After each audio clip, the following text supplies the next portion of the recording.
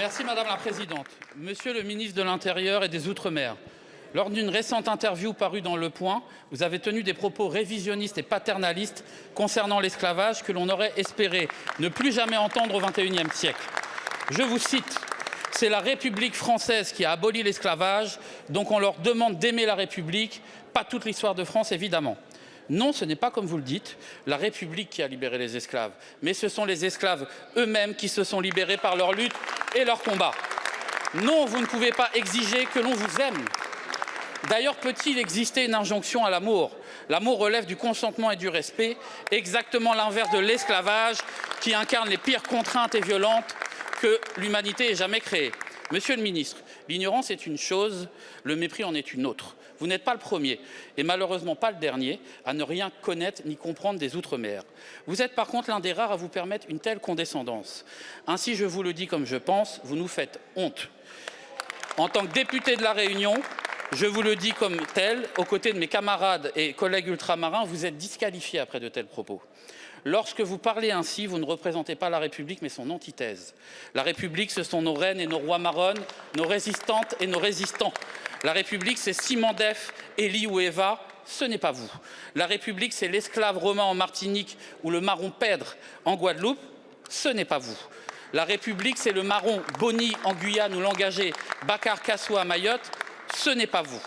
Alors, comme 16 de mes collègues ultramarins et moi-même vous l'avons demandé dans un courrier, nous exigeons des excuses au nom de nos peuples, au nom de celles et ceux qui ont lutté dans des conditions extrêmement difficiles pour leur liberté et qui incarnent, plus que vous ne le ferez jamais, notre devise républicaine émancipatrice, liberté, égalité, fraternité.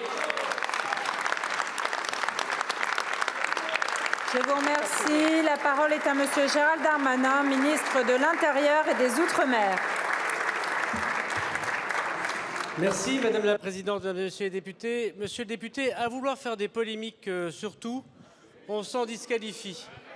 Je constate d'abord que la lettre que vous avez bien voulu m'envoyer ouverte n'a été signée que par les parlementaires de votre intergroupe, qui est la NUPES, et que les autres députés ultramarins, évidemment, monsieur le député, ont bien compris que l'histoire, et rappelons-la ici et soyons fiers, et c'est vous qui n'êtes pas républicain en le rappelant, par 2 fois la République a aboli l'esclavage. En 1794, et pardon de faire des cours de Robespierre aux amis de monsieur Mélenchon, mais c'est en 1794 que réunis en Assemblée du peuple les parlementaires, madame la députée, allez voir monsieur Mélenchon, ont suivi monsieur Robespierre qui a étendu ce que la République avait ici en 1792 déjà fait pour la France métropolitaine, étendu la fin de l'esclavage en 1794. Et en 1848, c'est la République qui, en Martinique puis en Guadeloupe, a aboli l'esclavage.